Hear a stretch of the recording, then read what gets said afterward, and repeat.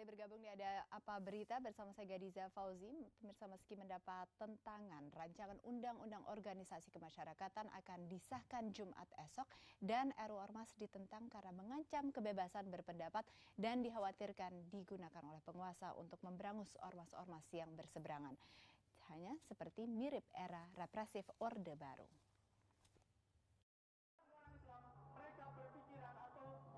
Masa Hizbut Tahrir Indonesia atau HTI berunjuk rasa ke gedung DPR Jakarta Rabu siang. Mereka menolak rancangan Undang-Undang Organisasi Kemasyarakatan atau Ormas disahkan menjadi undang-undang. HTI merupakan salah satu organisasi yang paling keras menolak RUU Ormas yang dinilai rawan tindakan represif ala Orde Baru itu. Menurut mereka, hanya akan membungkam organisasi masyarakat. HTI yang memiliki anggota di seluruh Indonesia mengancam akan terus turun ke jalan apabila DPR tetap mengesahkan RUU Ormas. Jakarta menuntut kepada para anggota DPR untuk tidak mengesahkannya, menuntut umat Islam siapapun dia, anggota DPR, aparat dan siapapun dia untuk kembali kepada Islam dan tidak melaksanakan kecuali hanya hukum Islam semata. Oleh karena itu kita berharap aksi ini adalah aksi yang terus kita gelorakan agar umat tahu bahwa sesungguhnya permasalahan mereka adalah tidak diterapkan Islam dan ini yang harus mereka perjuangkan. Penolakan juga datang dari ormas besar lainnya, Muhammadiyah. Sama dengan HTI, Muhammadiyah juga memiliki massa di seluruh Indonesia. Namun basis kuat mereka berada di Yogyakarta dan Sumatera Barat. Rabu malam, panitia khusus rancangan Undang-Undang Ormas mendatangi gedung PP Muhammadiyah di Jakarta. Mereka membahas pasal-pasal dalam RUU yang dianggap kontroversial. Ketua PP Muhammadiyah Din Samsudin mengatakan, pasal-pasal dalam RUU Ormas dikhawatirkan akan memberatkan ormas dan melanggar Pancasila serta Undang-Undang Dasar 1945 mengenai hak menyatakan pendapat. Din mengusulkan rancangan undang-undang tersebut diganti atau dihapuskan saja. Saya pikir silaturahim semacam ini positif karena apapun yang dibahas di DPR sana, apalagi yang menyangkut masyarakat seperti ormas itu, seyogianya melibatkan ormas itu sendiri. Nah, rupanya selama ini belum terjadi komunikasi yang intensif dan memang ada respons atau reaksi di tengah jalan. Seperti yang dilakukan oleh Muhammadiyah, terus terang kami mengkaji secara serius. Meski menuai penolakan, DPR dipastikan akan mengesahkan RUU Ormas dalam rapat paripurna DPR esok hari. Sejumlah ormas Islam pun telah sepakat akan melaksanakan unjuk rasa besar-besaran apabila DPR tetap mengesahkan rancangan Undang-Undang Ormas tersebut. Muhammad Ridwan, JAK TV. Ya, nampaknya RUU Ormas batal disahkan dalam rapat paripurna esok hari. Sejumlah fraksi menolaknya karena banyak pasal yang kontroversial. Mereka meminta pasal kontroversial itu direvisi. Sejumlah politisi di DPR dari beragam fraksi mengatakan RUU Ormas perlu mengkaji masukan atau pandangan dari fraksi yang belum sepakat. Sebab tujuan utama RUU Ormas diharapkan dapat mendorong kebebasan berserikat dan menjaga kepentingan nasional. Di antara 9 fraksi yang merupakan panitia khusus perumusan RUU Ormas, fraksi PAN dan fraksi PKS menolak RUU Ormas disetujui dalam sidang paripurna Jumat esok.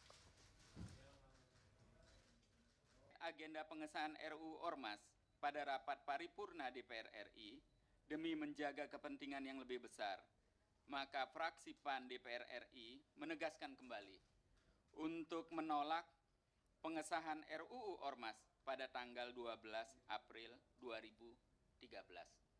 Nah, oleh karena itu perubahannya harusnya tidak seperti itu. Perubahannya berarti jangan dipaksakan asas tunggal, jangan ada pasal-pasal represif, jangan ada pasal-pasal karet, dan diberikan kewenangan dan ada penguatan kepada ormas. Nah, PKS dari sejak awal pembahasan, mulai dari awal tahun 2012 lalu, membuat frame berpikirnya adalah RUU ini harus memperkuat keberadaan ormas. Dan semua fraksi, semua pimpinan sepakat untuk menunda pengesahan RUU Ormas. Alasannya sebetulnya lebih pada persoalan teknis. Karena secara substansi semua isi materi, pasal, bab maupun klausul itu sudah oke. Semua fraksi sudah setuju.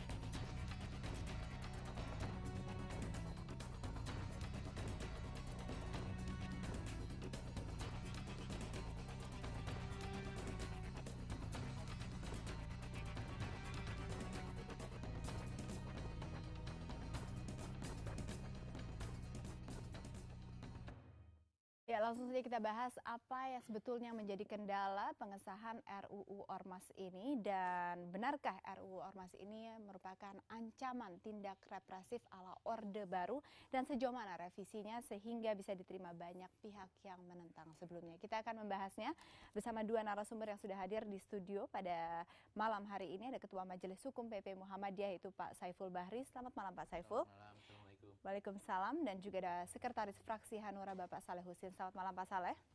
Assalamualaikum, selamat malam Mbak Gadiza. Waalaikumsalam. Baik, saya ke Pak Saiful terlebih dahulu. Muhammadiyah secara tegas menyatakan bahwa sebaiknya ditunda atau di stop saja pembahasan mengenai RUU Ormas ini. Ada apa sebenarnya? Apa yang menjadi permasalahan sehingga tidak bisa diterima perubahan di RUU Ormas? Ya. Dalam pengamatan secara mendalam dan juga dialog-dialog bahwa RUU Ormas ini hendaknya dihentikan saja pembahasannya karena akan memaksakan sesuatu yang sudah permanen. Misalnya di dalam RUU Ormas itu tidak tercermin satu filosofis bahwa undang-undang ini sangat urgen. Kemudian dari segi sosiologisnya juga masyarakat melakukan penolakan. Dan juga yang dicapai dalam undang-undang ini adalah pengaturan-pengaturan yang sifatnya represif. Bahkan menyamakan posisi ormas-ormas yang besar yang dibangun pada masa kolonial itu, yang sudah dihormati pada masa itu, kemudian berkembang dan mempunyai jasa cukup besar kepada bangsa ini, itu disamakan dengan ormas-ormas baru. Nah, kalau itu disamakan, itu menambahkan suatu persoalan-persoalan tertentu. Kemudian substansi dari undang-undang ini dengan adanya apa yang disebut dengan rejim izin. Jadi undang-undang ini banci, tidak mau memakai ketentuan pidana, tetapi menggunakan ketentuan sanksi. Sanksi itu adalah mencabut, membubarkan. Nah, mekanisme membubarkan suatu ormas itu harus melalui pengadilan. Tidak boleh diatur secara administrasi. Oke, Pak Saleh, silakan ditanggapi. Tidak mau disamakan dengan ormas baru, terutamanya mereka sudah memiliki nilai historis sebelum Indonesia merdeka, dan juga mekanisme pembubaran itu tidak sesuai dengan azas negara hukum ini. Ya, jadi memang teman-teman yang ada di Pansus Ormas ini memang kita lihat sudah jauh melangkah.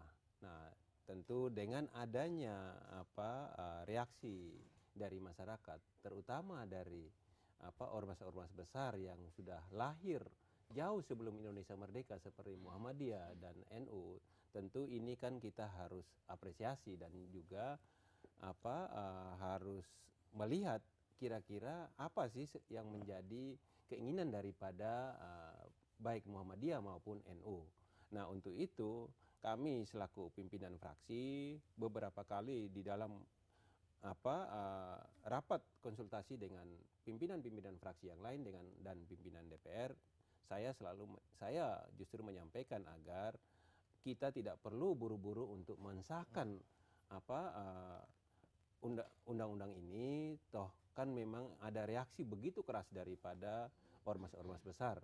Nah, untuk itu tentu bisa kita hold ke masa sidang berikut sambil mengundang si pansus RUU ini untuk melakukan sosialisasi yang memadai terutama kepada ormas-ormas besar, dalam hal ini Muhammadiyah maupun NU. Nah, di situ kan bisa duduk. Mungkin kalau saat yang kemarin ada pertemuan kan lebih bersifat politis karena hanya elit-elitnya saja. Nah, mungkin ini dengan waktu yang lebih lama, di samping para elitnya ketemu, tim ahli daripada misalnya dari Muhammadiyah maupun daripada ormas ini, pansus ini, untuk duduk bersama untuk mencari tahu mana pasal-pasal atau mana di bab-bab mana yang menjadi konsen daripada Muhammadiyah untuk ini harus dirubah. Nah, itu yang dikatakan Pak Din Syamsuddin juga bahwa sebelumnya tidak pernah ada komunikasi juga dari pihak DPR dengan pihak ormas. Apa benar memang tidak pernah diundang untuk berdialog? Memang tidak pernah ada satu komunikasi yang intens mengenai itu. Jadi kita ketahui kemudian bahwa ini adalah inisiatif dari DPR. Kalau inisiatif DPR sesungguhnya yang paling urgen adalah RUU KUHP, RUU KUHAP. Itu justru akan merubah watak berhukum bangsa Indonesia dan juga implisit akan mengatur ormas, hak dan kewajibannya, bagaimana mentaati hukum dan sebagainya. Nah, di dalam undang-undang ormas itu ada satu bagian juga dalam satu pasal menentukan bahwa masyarakat dilarang intervensi dalam soal penyidikan hukum. Ini kan juga tidak bagus kalimat itu. Di satu sisi seperti pengungkapan tindak pidana korupsi diharapkan partisipasi masyarakat. Jadi masyarakat itu tidak bisa dikesampingkan. Dia justru bagian yang penting di dalam penegakan hukum. Oke, Gitu. Mas ini inisiatornya adalah DPR. Betul. Ada masalahkah dengan kewibawaan lembaga pertahanan keamanan kita seperti TNI dan juga Polri untuk kemudian menjadikan negara ini lebih tertib dengan ketegasan mereka? Ya, memang mungkin pemerintah dalam hal ini pingin untuk mengatur agar mungkin bagi LSM-LSM yang baru muncul ini yang perlu ditata, diatur sehingga bisa lebih tertib, bisa itu. Tapi kan harusnya jangan disamakan dengan ormas-ormas yang sudah jauh berdiri sebelumnya seperti Muhammadiyah dan NU. Posisi Bapak kan sebenarnya aman. Kenapa kemudian harus ikut serta mempermasalahkan ini? Karena seperti NU, Muhammadiyah tidak akan diganggu-gugat lagi keberadaannya. Undang-undang ormas ini untuk membuat ormas baru mudah sekali. 3 orang berkumpul sudah bisa membuat ormas baru, tetapi mudah untuk membubarkannya. Membubarkannya itu kecamatan, camat boleh membubarkan, kemudian bupati, wali kota bisa membubarkan. Jadi ada jenjang di dalam rejim perizinan itu. Itu yang tidak justis. Padahal suatu badan hukum, termasuk ormasnya adalah badan hukum, itu satu-satunya yang membubarkan adalah peradilan. Baik. Makanya mestinya ada ketentuan pidana. Kalau ketentuan pidana, individunya, pengurusnya. Kalau melakukan kesalahan ya pengurusnya itu dipidana. Oke, kita sambung lagi. Ormasnya selamat. Baik, kita tahan dulu dan kita akan perbincangan ini lebih jauh. Pemirsa tetap bersama kami di Hadap Berita. Kami masih akan membahas mengenai RUU Ormas.